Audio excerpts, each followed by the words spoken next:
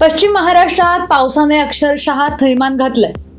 बारामती, दौंड, इंदापूर, माळशिरस आणि पंढरपूर परिसरात कालपासून अतिवृष्टी होतीये। या मुसळधार पावसाने जनजीवन विस्कळीत झालंय आणि अनेक भागांमध्ये पूरसदृश परिस्थिती निर्माण झाली।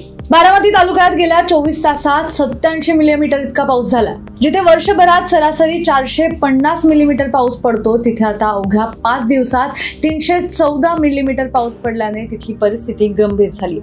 निराडावा कालवा फुटल्यामुळे पाणी थेट पालखी महामार्गावर आलं आणि त्यामुळेच काटेवाडी भवानीनगर रस्ता वाहतुकीसाठी बंद करण्यात आला। या भागांमध्ये राहणाऱ्या नागरिकांच्या घरात मोठ्या प्रमाणात पाणी शिरलं, त्यामुळे तिथल्या नागरिकांचे हाल होत आहेत। कनेरी गावात कांदा उत्पादक शेतकऱ्यांचं मोठं नुकसान झालंय। पाण्याखाली गेलेल्या शेतामध्ये उभं पीक वाहून गेलं। भिजलेला कांदा दाखवत शेतकऱ्यांनी आपली व्यथा राज्याचे उपमुख्यमंत्री अजित पवार यांच्या समोर मांडली। राज्याचे उपमुख्यमंत्री आणि बारामतीचे आमदार अजित पवार यांनी स्वतः आज पहाटे या भागाची पाहणी केली।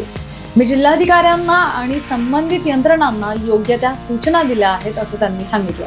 दौंडमध्ये पुणे सोलापूर महामार्ग पूर्णतः पाण्याखाली गेला। पाण्याचा प्रवाह इतका जोरदार होता की इनोव्हा गाडी थेट पाण्यात वाहून गेली। सुदैवाने यात कोणतीही जीवितहानी झालेली नाहीये। या संपूर्ण भागात मदत व बचाव कार्य सुरू आहे। धोकादायक इमारतींमधील रहिवाशांना सुरक्षित स्थळी हलवण्यात येत आहे। प्रशासनाकडून तातडीने उपाययोजना केल्या जात असून नागरिकांनी सतर्क राहण्याचं आवाहन आता करण्यात येत आहे।